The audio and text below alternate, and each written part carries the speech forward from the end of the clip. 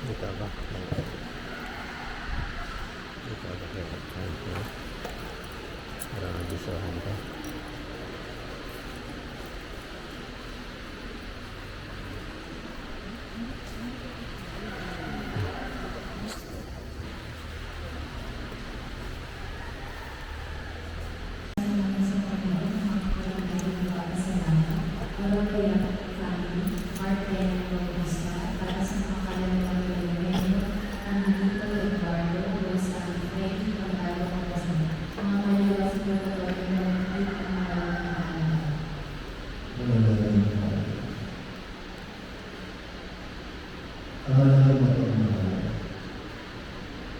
Kami pinapagsalo mo sa iyong salita at hindi magalaw.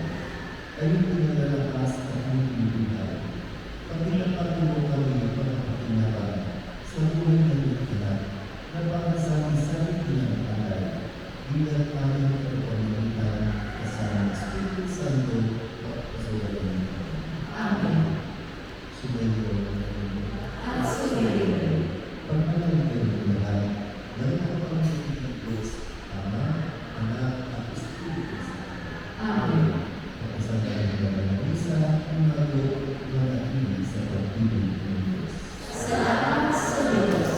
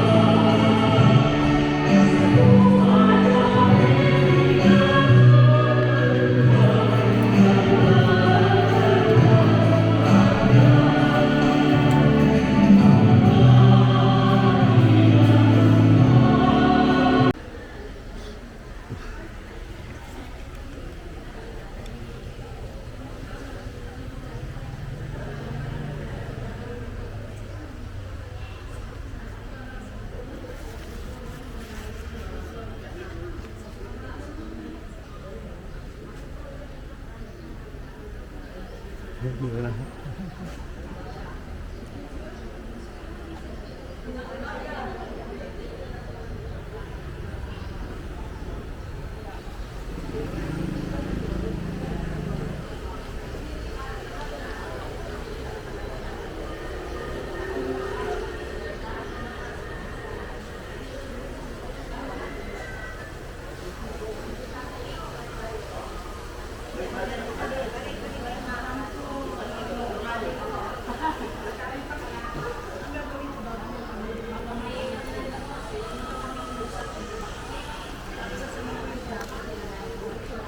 Lupa po. Makakabot na.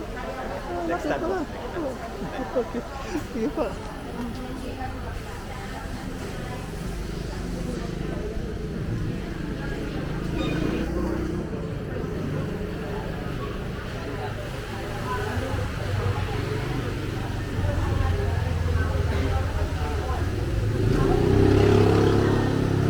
Kare na lang.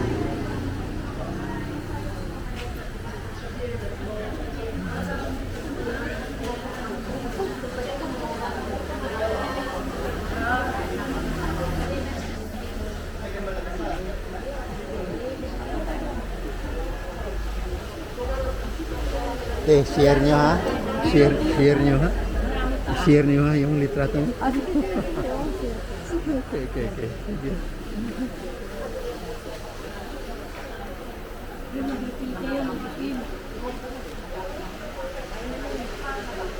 Meron na ka. Tayo ay isang pagpapala lagi mula sa Diyos na kinakailangan habang tayo ay umiidad, ang ating samot dalangin ay yung tayo ba'y laging mayroong pagkakataon na maging daluyan ng biyayang nagmumula sa Diyos para sa ating kapwa. Although matatanda na, pero sabi ko nga, ang katandaan ng isang tao ay isang biyaya para sa mga bata.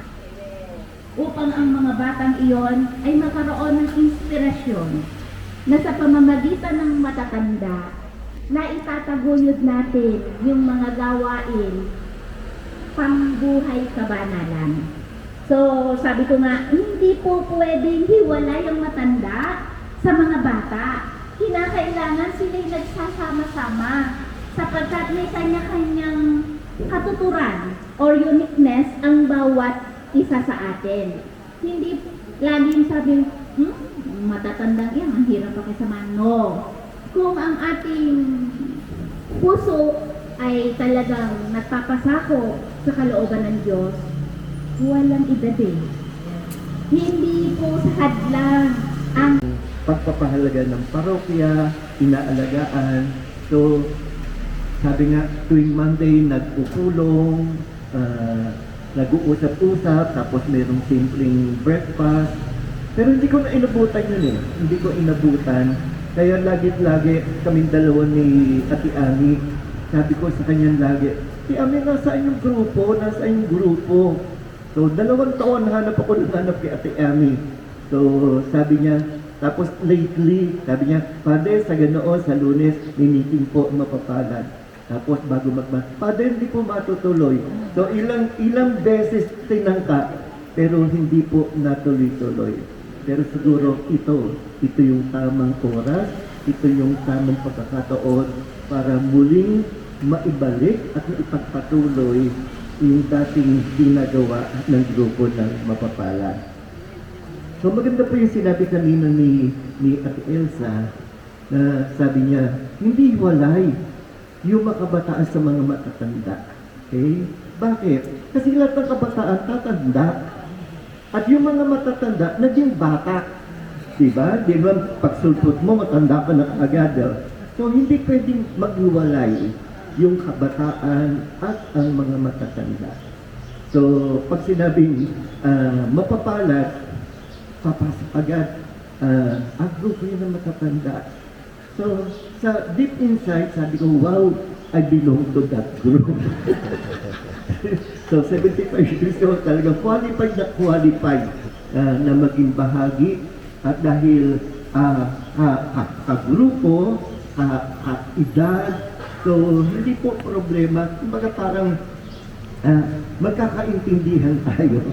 Kakaintindihan tayo yung pangailangan nyo, pangailangan ko, naramdaman nyo. So magkaka-level yung ating sitwasyon. Kaya hindi magiging problema. Okay. So yun po. So siguro kada Monday nakaprograma lang sino yung gaganap ng gano'n, sino yung gaganap ng gano'n. Para pagdating dito, planchado yung magiging daloy ng ating pong lingguhang pagpupulong. So, ako'y natutuwa. At bago ko umalis ng parokya, nagkaroon ko ng pagkakataon na magkasama-sama tayo. So, sa May po, buwan ng Mayo, so, itatag-over ko naman kayo so, sa papalit sa akin.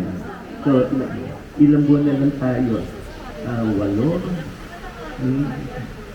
Mag-retire po ako sa Mayo. Okay. So, magkakaroon kayo ng bagong kurang. So, tatag-over ulit ni Nanay Diony, yung grupo, doon sa papalit po sa akin. So, sa nalalaging mga buwan, sana po maging maganda, maging maayos yung ating ugnayan. So, yun naman po. So, Lunes po, magkasama-sama na. Salamat.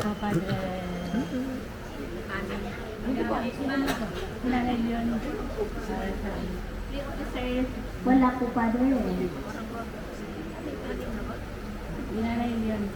Meron po ba tayong secretary?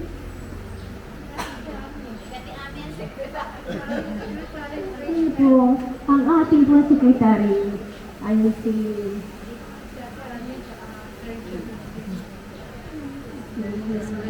Ate Jean. Siya po ang nakakaalam ng susi kung kailan sino may birthday. Siya po ang may dala ng susi na mga may birthday. Si Ate Ami po, ang ating treasurer. Siya ang laging masakit ang ulo. Pag nag-text ako, Ate Ami, maganda ka ng lugaw.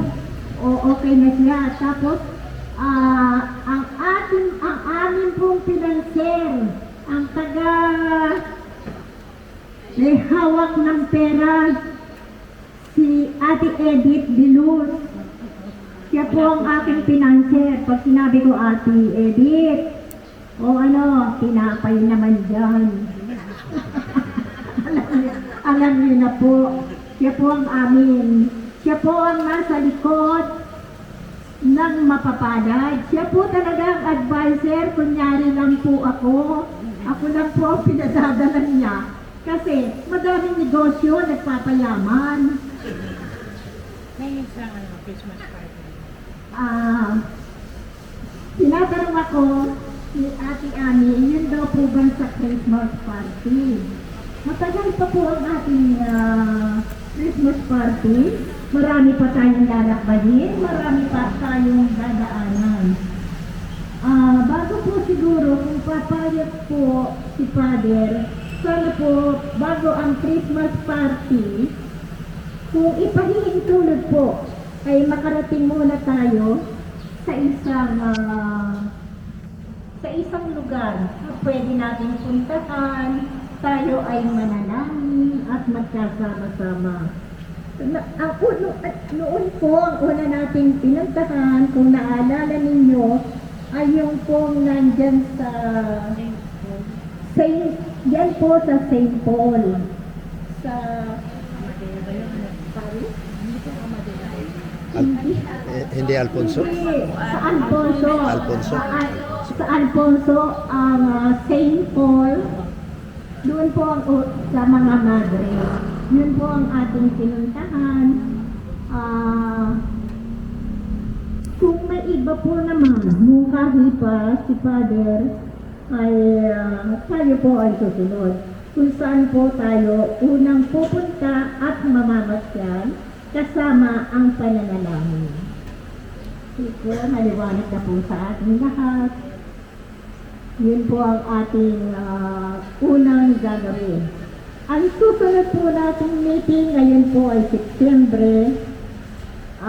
Kung okay pa sa inyo, sa Oktubre, sa unang Lunes, kung pwede po si Father, na tayo ay muling makausap at maiplano. Katulad po kanina sinasabi ninyo, Christmas party, yan naman po ay darating sa ayaw natin at sa gusto. Darating po ang Pasko, aalis po yan. Susunod na naman ang taon, Pasko na naman, Pasko na naman. Ang tanong po, buhay pa kaya tayo? Okay, yun lang po. Maraming salamat.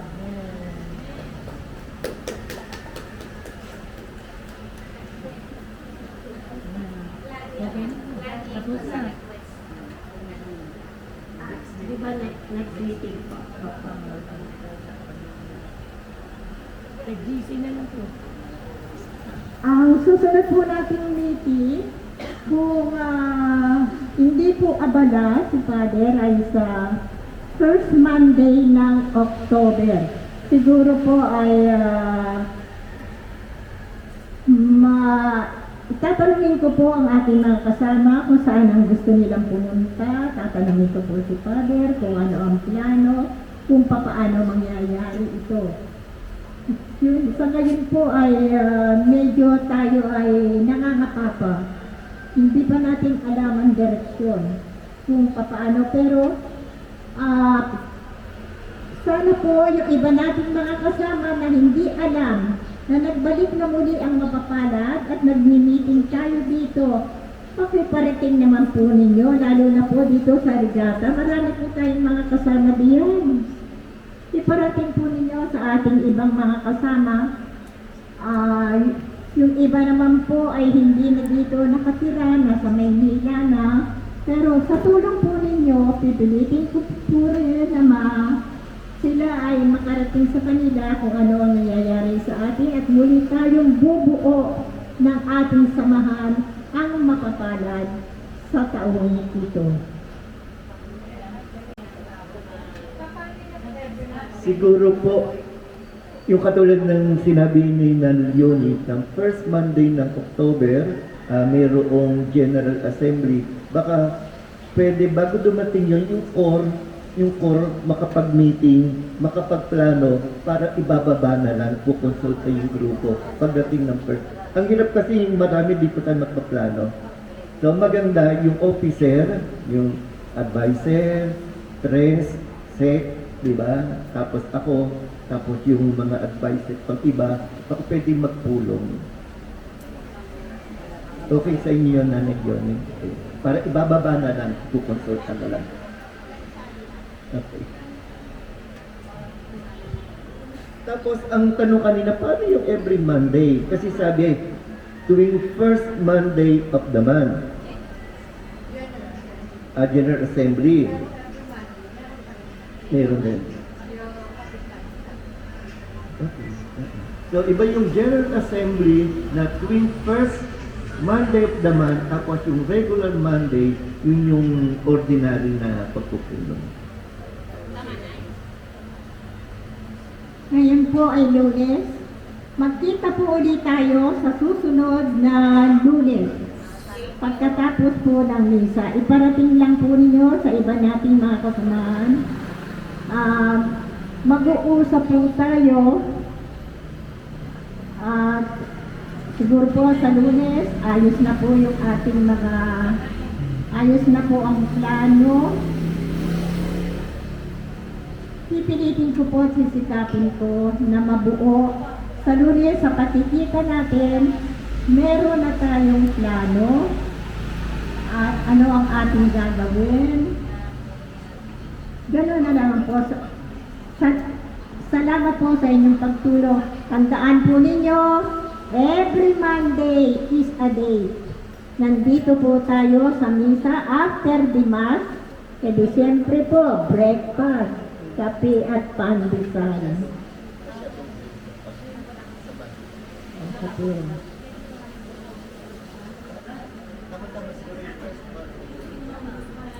Sa Monday po, may mga ibibigay na ako sa inyo ng mga officer natin.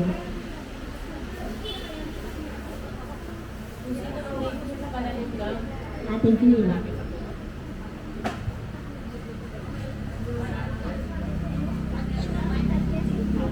Mga kasama, sa Lunes po ulit, date po natin yan.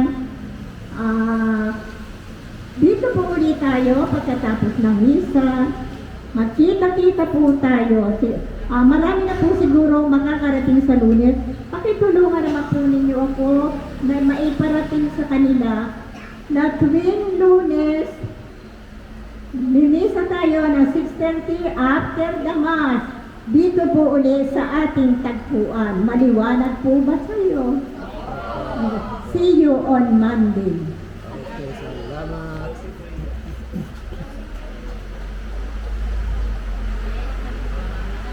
Okay po, tayo po tayo para po sa ating pangwakas na panalangin. Sa ngalan ng Ama, ng Anak, ng Espiritu Santo. Amen. Ama naming Diyos na makapangyarihan sa lahat, ang dakilang papuri at pasasalamat ay muli po naming inihahandog sa inyo sa mga oras na ito. Sapagkat muli, pinakalooban niyo po kami ng biyaya at pagkakataon na magkatipon-tipon ang aming maiedad na kapatid, ang ministry ng mapapalad. Tunay nga po na ang biyaya mo ilaganap at lagi niyo pong handang ipagkaloob sa bawat isa sa amin. Marapatin niyo po nawa, Ama, na magamit po namin ang biyayang ito para sa ikauunlad ng aming pananampalataya at pag-ibig sa inyo. Ama, sa aming pag-uwi, samahan niyo po kami at maibigay po namin ang biyayang nakamit namin na magmumula sa iyo sa pamamagitan ng aming pura paroko. Ang lahat pong ito ay tinataas namin sa dakilang pangalan ni Kristo Jesus kasama ang Espiritu Santo. Amen. Sumainyo ang Panginoon. At sumayin rin. Pagpalain kayong lahat ng makapangyarihang Diyos, Ama, Anak, at Espiritu Santo. Amen. Salamat sa Diyos.